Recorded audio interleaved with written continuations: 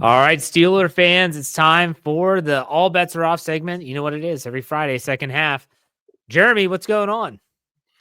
Man, let me tell you this. When we get to this time of year, it's always like, mixed feelings because the season's almost over and you're like, man, how did we get here so fast? But then this is crunch time. This is when, everything, the rubber meets the road. Your team, for Steelers fans this year is already clinched a playoff spot. They're in the thick of things. They can clinch a division title tomorrow. It's crazy, but mixed emotions right now as the season draws to a close. Yeah, it was funny. I did a clip, and I took this from my Wednesday podcast where I did my fan level, DEFCON levels, and I dropped it from a 4 to a 2. And there were people that are like, 4 to a 2, like, this is crazy. They've won 10 games. You should be ecstatic. I mean, y'all aren't talking to the same fans that I am then, because on our live streams, which sometimes get hundreds and hundreds of people, there's more people that are pissed after a game like Philadelphia than they are people that are like, you know what, they'll be okay. So I want to ask you, where do you stand? Are they going to be okay? Or was that a sign of what's to come? No, they're going to be okay. That was a perfect storm of bad things for Pittsburgh. It was a game in a place that you haven't won in 59 years against a really good Eagles team. And you were down some of the most important pieces, specifically on offense, and with George Pickens going down. And then I think we underestimate how big a role Deshaun Elliott plays in the secondary, allowing Minka to do what he does and still have a strong presence in the box to help with a Saquon Barkley in the run game. So I think that as these guys, and I know we're probably without Deshaun Elliott again this week, we're going to be without George Pickens against Baltimore. Yeah. So those question marks are still there, but getting those guys healthy for the playoffs, I think you're still in good shape if you're Pittsburgh. And I definitely like where they stand going into a matchup against a Ravens team that they have owned the last 5 years. And we'll see how that plays out. But I'm not panicking. I don't think there's any reason to panic. It was, again, like I said, the perfect storm going against the Steelers this last week, and it played out that way. And the game wasn't as big a blowout as the final score indicated when you think that the Steelers were driving and in scoring range again when the fumble happened, and then they just never got the ball back. The defense couldn't hold up. It was just a weird situation at the end of that game. And it seems like the Steelers defense, and I've said this on multiple shows multiple times, the takeaways are not a fluke. They're going to get some. Yeah. It just feels like every game they're at least going to get one. I don't know when the last time, it was early in the season when Justin Fields was the quarterback, when they had a game where they did not get a takeaway. It's not a trend. Like, this is what they do. And the question for me is what is the offense doing with it? When you look at Philadelphia, they get 2 timely takeaways, one of them setting you up in the red zone, and you come away with 3 points. And I know people are pointing at the officiating, and I agree. It should be offsetting penalties. If you watched Hard Knocks, Mike Tomlin was like flabbergasted that they're not going to throw a flag on the Eagles in that situation. Yeah. You still didn't take care of the still didn't take care of it. You didn't do what you're supposed to do, settling for 3. I think that they are going to get a takeaway against Baltimore. The question is this offense without George Pickens capable of doing anything other than just mudding their way through 3 yards, 2 yards, and punting the ball away? Do they need to do more than that against Baltimore is my question. Because I would say run defense is in the league. It is, but they won the game with 6 field goals in the first go around. So to me, the key against Baltimore is not the same as like what the Steelers were going to need from their offense against a team like the Eagles.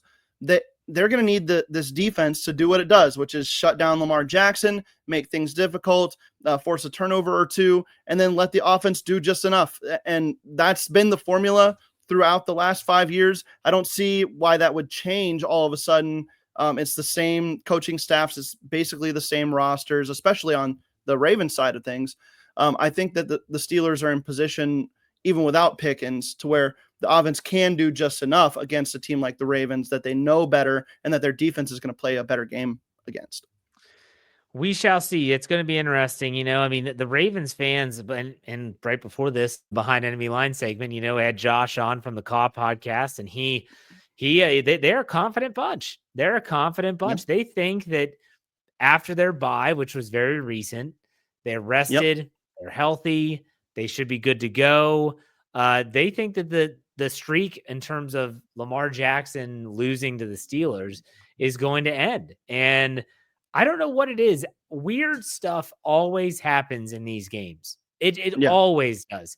Whether it go back to last season at Acrisure Stadium, end of the half, the Ravens are in field goal position, and rookie center Tyler Linderbaum tries to get the Steelers, he thinks jump, and he snaps the ball. They're not ready for it. They throw it away. They leave with no points. Weird stuff happens. Look at the 2-point conversion attempt last time they played, 18-16. When Lamar Jackson runs left, no one's blocking, no one's open. He tries to throw the ball left. I'm telling you, this is going to be a weird game. It always is. And don't think for a second that this is just the Ravens. Think to Russell Wilson's interception when he was targeting Darnell Washington. Everyone's thinking this is a touchdown, at worst a field goal, and he just lofts up a prayer, and we're just, what the hell was that? Weird stuff happens. Jeremy, do you see that being true and holding true in this game? Yeah, I think it's going to be everything we've come to know and love and hate about Steelers Ravens. It's going to be muddy, icky, nasty. I don't know what the weather's supposed to be, but that doesn't matter. That's just the style that these two teams play when they play each other. And like, I think that if Mike Tomlin has his way, that's how he'll keep playing these, because that's how he's been winning them. It's going to be, to me, the pressure is on the Ravens in this game to get off the schneid and to do something different that will change the outcome, because Pittsburgh's got their number. It's just the truth. And despite all the weirdness that happens, it tends to go by the end of the game in the Steelers' favor. And I'm not saying that from like officiating causing something weird to happen or the Steelers getting a lucky break. It's just the Steelers end up winning these games, these one-score games. The Ravens are going to have to do something totally different. I don't know what that is, but the pressure's on them. It's not on Pittsburgh. No, I agree 100%. And I looked at the weather. I don't live in Baltimore. I had to go to that godforsaken city recently, but it's supposed to be cold. It's supposed to be cold. No precipitation that I've seen for this weekend, but there's a cold front coming through. It's going to be pretty chilly for this game, which is, hey, that's fine. That's fine. That sets up perfectly. The one thing I think about when I think about the Ravens and how they might try to attack the Steelers differently is I think they might try to do it through the air. I think they might be looking at what the Eagles did, and is that the blueprint? So if the Steelers are saying we're not going to let Derrick Henry beat us, just like they didn't want Saquon Barkley to beat us, then they think they might have the receivers. Now, they don't have Devontae Smith and A.J. Brown. They have Nelson Aguilar and maybe Rashad Bateman, who was spotted in a boot. We don't know if he's going to play or not, but I ask also TJ Watt, who does not have an injury status for this game. He's not going to be 100%. Are you confident that even an 80% TJ Watt and Nick Herbig and Alex Highsmith and Preston Smith can get home and disrupt the passing game if that's what the Ravens want to do? Yes. I think that they have that blueprint again for disrupting Lamar. And I think a mostly healthy TJ Watt will be just enough. And when you can combine the fact that now they do have Alex Highsmith, who they didn't have in the first game, and then Nick Herbig in that situation, Preston Smith, the rotation of four guys is going to be key. I don't think TJ is going to be able to play as many snaps this week as he typically would, just because of the injury. But I do think that they've got the rotation of guys now to where they can limit his snaps enough to keep him effective when he is in the game, and that he will make plenty of plays to swing this in the Steelers' favor. I said that the Steelers, my whole thought about the Steelers would be dependent on TJ Watt playing or not playing. I think that since he's planning to play, that it's going to be a chance for Pittsburgh to just keep laying the wood on defense like they have been. There's some people that would disagree with you saying that they're laying the wood like they have been. A lot of people are very down on the defense and suggesting that the defense is not living up to the standard, not living up to the price tag and all that stuff. We'll see. I thought it was interesting, though, something that came to my mind. I was looking at Dr. Chow. I don't know if you follow him on social media and Twitter. He's the former Chargers head team physician, and he stayed in San Diego when the team moved to LA. And he kind of gives an analysis of injuries. And he saw TJ Watt's injury. He thought it was a fifth metatarsal, that outside metatarsal in the foot, which could have been really, really bad. Right. Thankfully, it's not. But he brought up the point. He goes, TJ might have to rush more on the other side because his outside foot, where he's pushing off of, you don't want that to be the injured foot. You want that to be the healthy foot. So that would be his right foot, because it's a left foot injury. And I was like, well, that might actually work to the Steelers' favor, because if the Ravens are planning on everything being on the right side, then that's going to be interesting to see. But also, I wonder if the Ravens are going to be cocky enough to say, he's not 100%. We're not going to chip him. We're good. Go out. And so that's something else. There's this game within a game within the Steelers and Ravens. It's more so than any other team the Steelers play. But I'll tell you what, let's talk about the AFC North and do some picks and predictions. This is a hard knocks weekend. And what I mean by that is that all four teams are playing each other. And so on Saturday, it will be good. On Saturday, we have the Steelers, and we know they play. We'll get to that game shortly. But let's talk about on Sunday at 1:00 in Cincinnati, Browns at Bengals. Bengals are still clinging to a prayer that maybe teams in front of them can completely fall apart. I don't think they're going to get in, but Bengals, Browns, let's look at the current line is 9 points. The Bengals are giving the Browns 9. Now, Dorian Thompson-Robinson, I do believe I saw, is slated to start this game, which is interesting. Poor Jameis Winston loses another job. What do you think about this game? Poor Jameis Winston. I'm not so poor. He does it to himself every time with the interceptions, and the Lord delivered him from pick sixes, but he kept throwing the pick part of it. Yeah. So it didn't the help. Lord saying, I did part of it. I did my part. It was on you to stop throwing the picks, James. But no, I think the line's about right. I think this is a Bengals team that can feel that they still have a chance. And when you look at their schedule, so by the time folks are listening to this, the result of Chargers Broncos will have played out. If the Broncos have lost that game, the Bengals play the Broncos in a head-to-head and could gain another game on them, and then they would just need to win their last game and get a little bit of help, I think, to get in. So there is a path for them to get there, but I don't know. I still think the Broncos have the upper hand there, but I think the Bengals will play like they have a shot, and I think the Browns are just too beat up at this point of the year to really change the outcome of this. I know Joe Burrow struggled against the Jim Schwartz defense in Cleveland there over the course of his tenure, but I just think there's too much firepower on the Bengals side of things and not enough on the Browns to keep this one interesting. So I'm going to take the Bengals, and I'll probably take them on those points as well, even though it's a large spread. I'll take the Bengals straight up, but I'm not taking them to cover. I think it's going to be a closer game than you think. Even that Cincinnati defense is god awful. I mean, you watched that game last week against Tennessee, and Tennessee was trying to give them the game. It's like, hey, here, just take it. No, just take it. Yeah. And it was still close. Like, what was going on with this team? I don't know. I'll take the Bengals straight up, but I'll take the Browns to cover the 9 points. So now let's talk about the other AFC North game. Saturday, 4:30 p.m., Pittsburgh at Baltimore. The line has shifted in Pittsburgh's favor. If you're a bettor, the Steelers are now getting 6.5 points in this game. 6.5 points. And the over-under is set at 45. If you're a gambler and you want to take the Steelers straight up, you could have plus 235 on the money line odds, which are pretty good odds there. So, Jeremy, how do you see this game playing out? What's your prediction? Well, I mean, the betting lines are almost laughable, in my opinion, when you talk about the history of the matchup. I'm taking the Steelers on the money line for sure, and then I'm definitely taking them, obviously, then to cover the point spread in that case. But even if you don't want to push the money line side of things, I think you can easily look at that spread and take the Steelers on the number there, because these games are always close.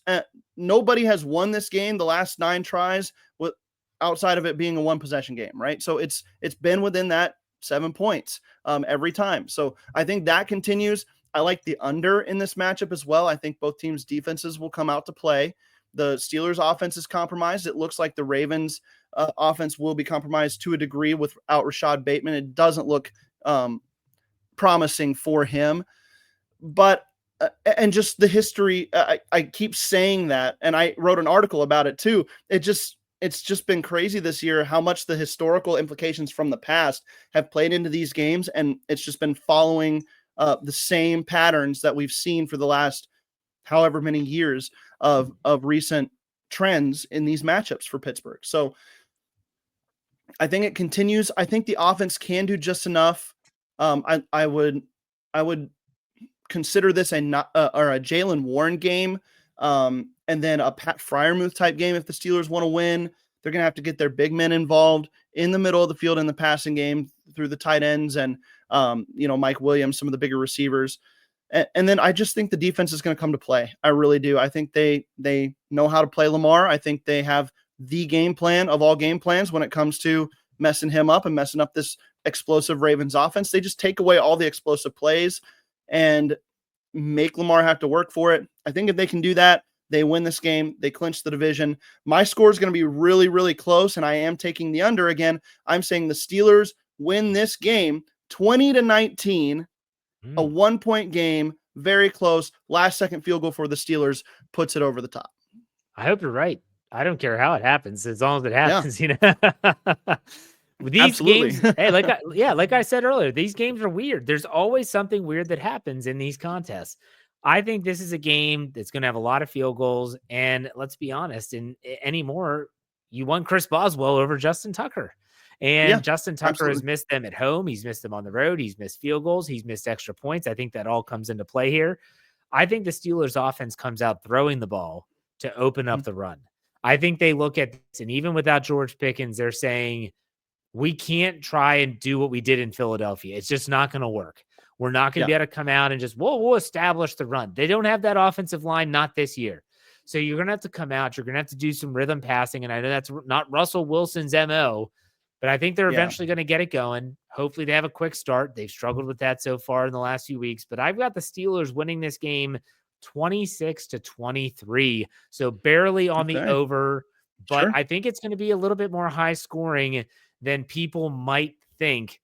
I think that the Ravens are going to get some against the Steelers because, even if Bateman's out, I think the Ravens are still a dynamic offense, but I think the Steelers make enough plays, and I think they make those plays on defense and they find a way to win. So Jeremy, any final thoughts? What's coming up for you?